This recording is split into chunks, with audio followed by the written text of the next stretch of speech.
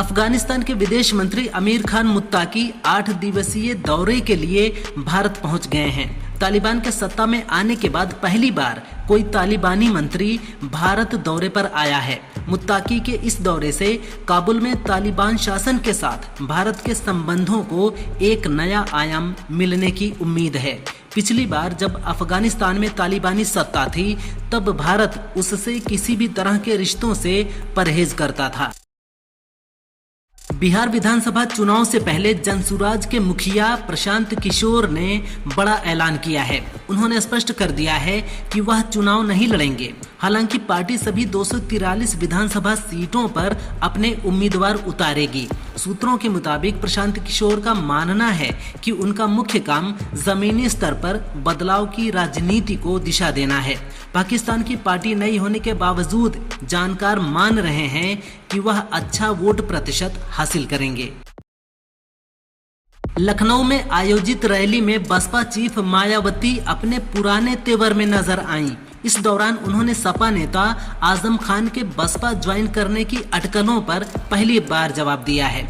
उन्होंने कहा कि मैं ऐसे किसी से छिपकर नहीं मिलती, जब भी मिलती हूँ खुले में मिलती हूँ। वहीं नगीना सांसद चंद्रशेखर आजाद पर बिना नाम लिए निशाना साधा। बसपा प्रमुख ने कहा कि ऐसे बिकाऊ लोगों से सावधान रहने की जरूरत है। बिहार चुनाव को लेकर सरगर्मियां तेज हो गई हैं। इस बीच आरजेडी नेता तेजस्वी यादव ने प्रेस कॉन्फ्रेंस कर एनडीए सरकार पर जमकर निशाना साधा। उन्होंने कहा कि 20 साल से एनडीए सरकार ने नौकरी और बेरोजगारी की बात नहीं की। हम घोषणा करते हैं कि हमारी सरकार बनने के बाद 20 दिन में अधिनियम बना दिए जाएंगे और 20 महीनों में हर परिवार में एक सदस्य को सरकारी नौकरी दी जाएगी। बिहार में अब आर्थिक न्याय होगा। लखनऊ में बसपा महारैली में मायावती ने योगी सरकार की तारीफ की। इस पर सपा प्रमुख अखिलेश यादव की प्रतिक्रिया सामने आई है। उन्होंने बिना नाम लिए एक्स पर तंजिया पोस्ट किया।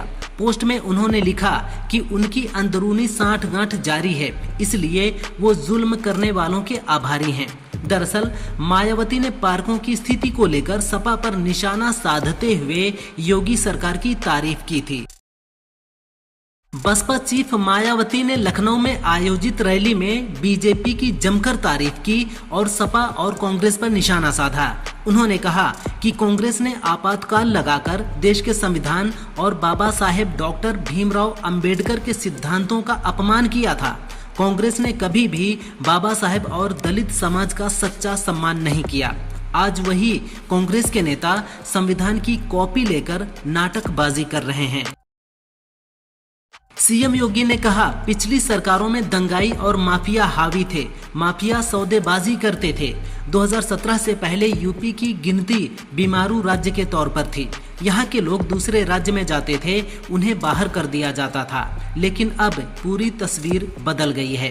पीएम मोदी के नेतृत्व में इसके रिजल्ट सबको दिखाई दे रहे हैं। अब प्रदेश देश की दूसरी बड़ी अर्थव्यवस्था बन चुका है।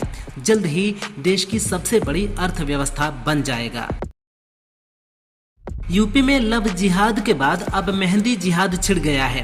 करवा चौथ पर मुस्लिम युवकों से मेहंदी न लगवाने को लेकर क्रांति सेना की महिलाएं सड़कों पर उतरी हैं।